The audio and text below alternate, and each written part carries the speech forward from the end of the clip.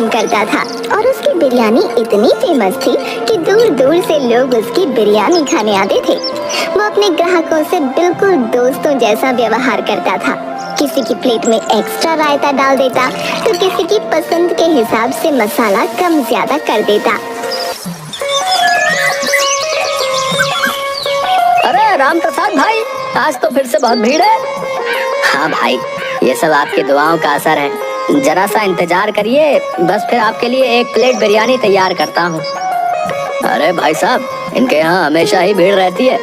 इतनी लजीज बिरयानी जो बनाते हैं। अरे चुप रहो मोहनदास, फालतू की तारीफ ना करो। अरे ये भीड़ बता रही है कि मेरी तारीफ फालतू है या नहीं है। इतने में राम प्रसाद के बेटे गौरव और अर्जुन वहाँ आ गए। अर्जुन ने देखा कि ग्राहक बिरयानी के लिए चिल्ला रहे हैं तो वो गुस्से से उनको डांटने लगा। अरे इतना शोर क्यों मचा रखा है? थोड़ा शांति से खड़े रहो वरना भगा दूंगा सबको। अर्जुन बेटा, ग्राहकों के बिना हमारा काम नहीं चलेगा। याद रखो, ग्राहक भगवान होते हैं, हमें उनके साथ आदर और धैर्य से पेश आना चाहिए। हाँ छोटे, थोड़ा शांत रहना सीख। अच्छा ठीक है। उस समय तो अर्जुन ने सिर झुकाकर राम प्रसाद की बात मान ली, लेकिन उसकी यही आदत थी कि वो किसी से तमीज से बात नहीं करता था। शाम को सब घर पहुँचे और गौरव ने मालिनी को अर्जुन के गुस्से वाली बात बताई। अरे अर्जुन, इतना गुस्सा क्यों दिखाते हो? तुम्हें देखकर तो लगता है तुम्हारे भीतर कोई शेर बैठा है। अरे भाभी, मैं तो बस शांति बनाए रखने की कोशिश कर रहा था। अर्जुन, तुम्हारी शांति बनाए रखने की कोशिश से तो मुझे डर लगता है। ऐसा ना हो कि कल को तुम सबको भगाकर खुद ही बिरयानी खाने लगो। गौरव की बात सुनकर सब हंस पड़े। पिताजी, आपने कभी सोचा है कि अगर अर्जुन ठेला संभालेगा तो सब ग्राहक भाग जाएंगे? हम सबको नया बिजनेस सोचना पड़ेगा। अरे बेटा, तुम भी ना, अर्जुन को थोड़ा समय दो, वो भी सीख जाएगा।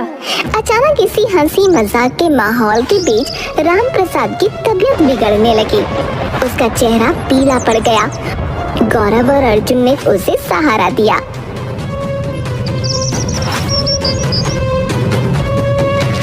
पिताजी, क्या हुआ? आप ठीक तो हो ना? बेटा, अचानक से दिल में दर्द हो रहा है। भाई, हमें डॉक्टर को बुलाना चाहिए। पिताजी, पानी पी लीजिए, हम डॉक्टर को बुलाते हैं। गौरव ने फौरन डॉक्टर को बुलाया। थोड़ी ही देर में डॉक्टर वहां पहुंच गया। डॉक्टर ने राम प्रसाद की जांच की और बताया, राम प्रसाद जी, आपको मिनी हार्ट अटैक आया है। आपको तुरंत अस्पताल में भर्ती होना पड़ेगा। नहीं डॉक्टर साहब, मैं अस्पताल नहीं जाऊंगा। मुझे अपने घर पर ही आराम करने दीजिए। ऐसे छोटे मोटे अटैक मेरा कुछ नहीं बिगाड़ सकते। पिताजी, डॉक्टर की बात मानिए ना। बेटा, मैं ठीक हूँ, मुझे बस थोड़ा आराम चाहिए। उसी रात राम प्रसाद ने गौरव और अर्जुन को अपने पास बुलाया। उसकी तबीयत अब भी खराब थी, लेकिन उसने हिम्मत जुटाकर एक महत्वपूर्ण बात बताई। बेटा, अब मेरे बाद इस काम को तुम दोनों को ही संभालना है। मेरी एक आखिरी इच्छा है कि मेरी बिरयानी की खास रेसिपी तुम्हारे हाथों में ही रहे। पिताजी, आप ऐसा क्यों कह रहे हैं? आपको कुछ नहीं होगा। बेटा, मेरी भी बात सुनो। मेरे जाने के बाद मेरे लाकर से बिरयानी की वो खास रेसिपी निकाल लेना और इस काम को आगे बढ़ाना। मेरा नाम और काम कभी खत्म नहीं होना चाहिए। पिताजी, ऐसा मत कहिए ना, हम सब आपके साथ हैं।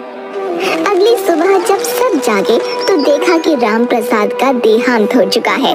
वो शांति से इस दुनिया को अलविदा कह चुका था। पिताजी, आप हमें छोड़कर क्यों चले गए? पिताजी, अपने आप को संभालिए भैया, शायद भगवान को यही मंजूर था। राम प्रसाद का अंतिम संस्कार किया गया।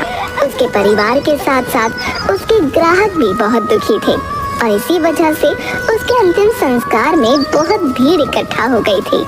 फिर अंतिम संस्कार के बाद गौरव ने अपने पिता की आखिरी इच्छा पूरी करने का फैसला किया। छोटे, अब हमें पिताजी की रेसिपी निकालनी चाहिए। ये उनका सपना था कि हम इस काम को आगे बढ़ाएं। ठीक है भैया, चलो देखते हैं। गौरव ने लॉकर खोला, लेकिन ये क्या, लॉकर तो खाली पड़ा था। ये देखकर गौरव हैरान रह गया। भैया, मैंने पहले ही वो रेसिपी निकाल ली थी। अब मैं इस बिजनेस को अकेले संभालूंगा। मुझे नहीं लगता कि हमें इस काम को साथ में करना चाहिए। अर्जुन, अब तुम ये क्या कह रहे हो?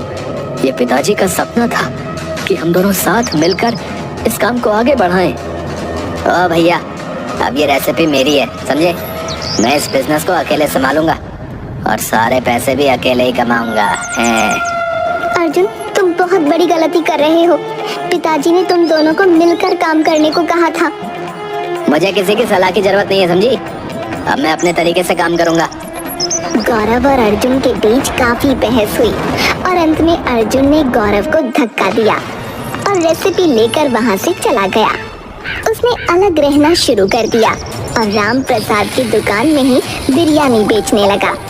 अरे, मेरे पास अपने पिता की असली रेसिपी है, आइए और बिरयानी का असली स्वाद चखिए। हाँ। लोग अर्जुन और गौरव के बीच हुए इस झगड़े से हैरान थे। क्या तुमने सुना? अर्जुन और गौरव के बीच झगड़ा हो गया है। अब अर्जुन अकेले ही बिजनेस चला रहा है। हाँ, मैंने सुना। ये देखकर बड़ा दुख हुआ कि पिता के जाते ही दोनों भाइयों के बीच दरार आ गई है। गौरव ने बिना रेसिपी के ही अपने पिता की इच्छा पूरी करने का फैसला किया और एक नई दुकान खोली। हालांकि उसके पास ग्राहक नहीं आ रहे थे, क्योंकि असली रेसिपी तो अर्जुन के पास थी। पिताजी, मैं आपकी आखिरी इच्छा पूरी करने की कोशिश कर रहा हूँ, लेकिन ग्राहक नहीं आ रहे। मैं क्या करूँ? गौरव, मुझे तुम्हारे इन हालातों का दुख है, पर क्या कर सकते हैं। पर मैं ये कह सकता हूँ कि आज तुम्हारे पिताजी होते तो तुम पर गर्व करते। मोहनदास अंकल, क्या आप अर्जुन से बात कर सकते हैं? उसे समझाइए कि हम दोनों को साथ में काम करना चाहिए। अब ठीक है, मैं उससे बात करूंगा।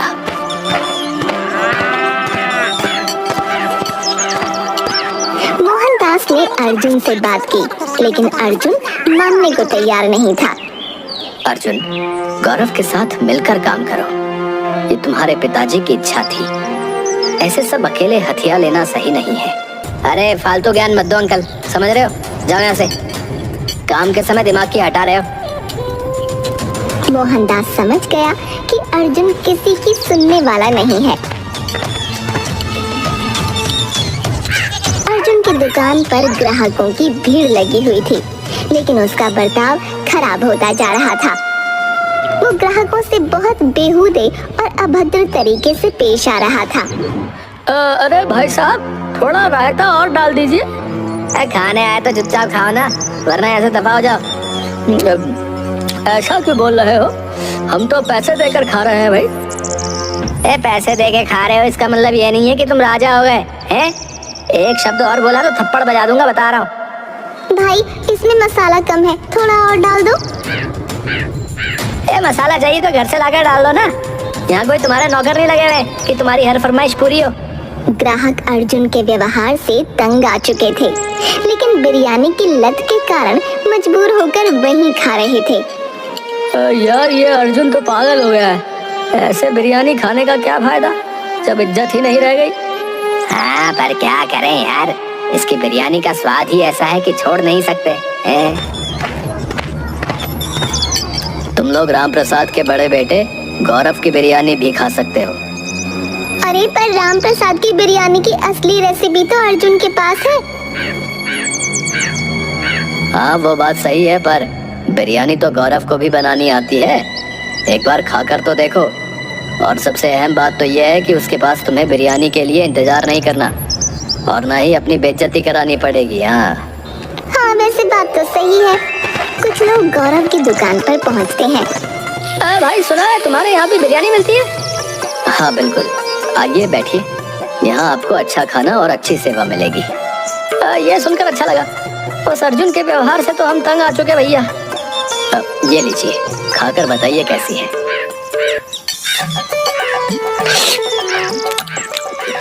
अरे ये तो सेम वैसी ही बिरयानी है। तुमने तो बिना रेसिपी के कमाल कर दिया गौरव, है? गौरव की दुकान पर धीरे धीरे ग्राहक आने लगे और वो भी अपने पिता की रेसिपी के बिना ही बिरयानी का स्वाद अच्छा बनाने में सफल हो गया। आप सब आराम से बैठिए और किसी को कोई दिक्कत हो तो मुझे बताइए। गौरव भाई, तुमने आज राम प्रसाद चाचा की याद दिला दी, बता रहा हूँ। वो भी अपने ग्राहकों का ऐसे ही ख्याल रखते थे और तुम्हारी बिरयानी तो फिर है ही स्वादिष्ट है। हाँ गौरव, तुम ही राम प्रसाद जी के असली बेटे हो। उनके सारे गुण तुम में हैं। गौरव ने मुस्कुराकर ग्राहकों का धन्यवाद दिया। उसकी दुकान पर अब भीड़ बढ़ने लगी और ग्राहकों की संख्या में लगातार इजाफा होने लगा। धन्यवाद भाई, ये सब आपके प्यार और समर्थन की वजह से ही संभव हो पाया है। नहीं गौरव भैया, ये तुम्हारी मेहनत और अच्छे व्यवहार का फल है, बता रहा हूँ। इस बीच अर्जुन की दुकान पर ग्राहकों की संख्या कम होती चली गई। अरे तुम सब खुद को समझते क्या है? अरे मुझे कोई फर्क नहीं पड़ता कि तुम मेरी दुकान पर आओ या ना आओ। चलो भागो यहाँ से।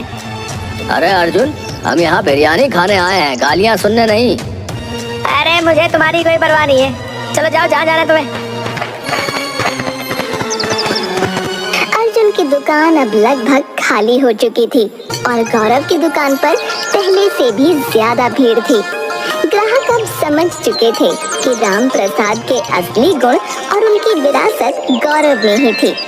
पर तभी अर्जुन गौरव से लड़ने पहुंच गया। गौरव, तुमने मेरी रेसिपी चुरा ली है और मेरे ग्राहकों को अपनी तरफ खींच लिया है। ये सब तुम्हारी चाल है। अर्जुन, मैंने तुम्हारी रेसिपी नहीं चुराई। मैंने कभी पिताजी की रेसिपी देखी तक नहीं। लेकिन एक बात बताऊं, जिस लॉकर में ये रेसिपी रखी थी उसी में एक और लेटर भी रखा था, पर शायद तुमने उसे पढ़ना जरूरी नहीं समझा। लेटर? कैसा लेटर? क्या है उस लेटर में?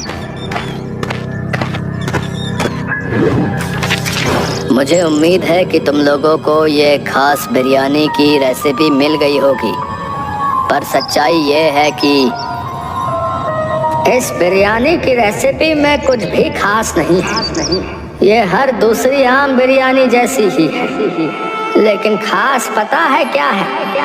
खास हमारा प्यार है, खास हमारी एकता है और हमारा दूसरों के प्रति व्यवहार है। इसलिए तुम दोनों भाई हमेशा मिलजुल कर रहना और दूसरों के साथ प्यार से पेश आना। भगवान ने चाहा तो तुम मुझसे भी ज्यादा तरक्की करोगे। गौरव लेटर पढ़ते पढ़ते रोने लगा था। उसको सुनकर अर्जुन की आंखों में भी आंसू आ गए थे। गौरव सही कह रहा है। राम प्रसाद हमेशा हमसे प्यार से पेश आता था और हमें अपने जैसा मानता था। हाँ अर्जुन, तुम्हारे पिताजी की असली रेसिपी प्यार और सम्मान थी। हे भगवान, अगर पिताजी मुझे कहीं से देख पा रहे होंगे तो वो कितना निराश होंगे। भैया मुझे माफ कर दो, मैं अपनी गलती मानता हूँ। अब मैं समझ गया हूँ कि पिताजी की असली रेसिपी क्या थी। चलो अब हम मिलकर इस काम को आगे बढ़ाते हैं। गौरव ने अर्जुन को गले लगा लिया और दोनों भाइयों ने मिलकर काम करने का वादा किया। अब हम मिलकर पिताजी का सपना पूरा करेंगे। वो हमें एक साथ ही देखना चाहते थे। हाँ भैया, आपने सही कहा। अब हम दोनों मिलकर इस दुकान को और भी ऊंचाइयों तक पहुंचाएंगे। काश पिताजी मुझे माफ कर दें। मुझे पूरी उम्मीद है कि हम दोनों को साथ देखकर पिताजी को तुमसे कोई शिकवा नहीं होगा। लोगों ने ये देखकर खुशी जाहिर की और अब गौरव और अर्जुन की दुकान फिर से ग्राहकों से भरी रहने लगी। राम प्रसाद की असली रेसिपी प्यार और सम्मान ने दोनों भाइयों को एक साथ ला दिया और उनका बिजनेस फिर से फलने फूलने लगा।